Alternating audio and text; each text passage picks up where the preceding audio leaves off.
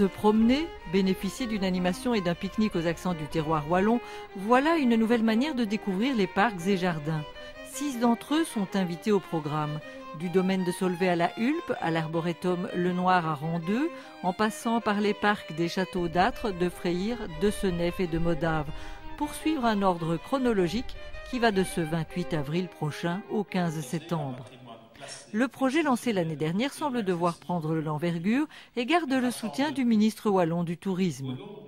Les Wallons et les Wallonnes se réapproprient ces jardins, ils viennent manger des produits du terroir, donc on allie finalement deux particularités de la région wallonne et repartent avec non seulement un sentiment de fierté de connaître leur patrimoine, mais aussi avec cette qualité d'ambassadeur de la région wallonne touristique, parce que le tourisme est un véritable secteur économique porteur.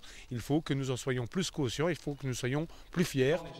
L'opération de séduction est destinée avant tout à reconquérir un public proche. Et qui dit pique-nique dit bien sûr le boire et le manger. Là encore, les saveurs wallonnes sont mises à l'honneur. Chaque année, on dédie soit une année, soit 2 ans un thème. Donc en 2012 et 2013, c'est la Wallonie des saveurs. Donc on travaille sur les produits de terroir, les restaurateurs, les bistrots, voilà, tout ce qui est lié à nos produits. Et donc c'est inscrit là-dedans. Maintenant, l'année prochaine, je ne peux pas vous dire ce qu'il en est. Le prix de ces pique-niques est tout à fait démocratique grâce aux subsides publics. Et malgré tout, il faut savoir qu'on peut tout aussi bien entrer gratuitement, muni de son propre repas. Cette année aussi, les fédérations touristiques provinciales se sont investies dans le projet parce qu'elles l'ont trouvé également intéressant. Et donc, chaque fédération, pour les pique-niques, intervient également financièrement.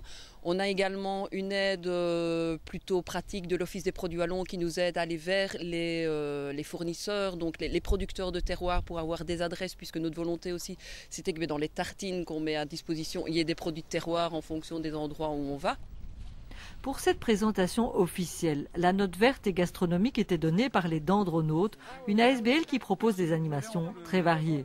Dans l'arbre et au pied de l'arbre, voilà, donc on fait aussi de la grimpe dans les arbres. Ici c'est un atelier de cuisine sauvage qu'on appelle le relais des trolls.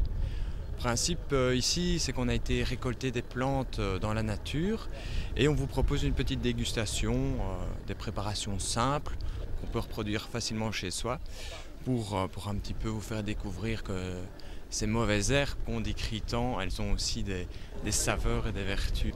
Chacun des 6 lieux d'accueil développera un thème. Ce dimanche à la Hulpe, le vélo sera de la partie. Le 8 septembre à Senef, on mangera à la mode 18e.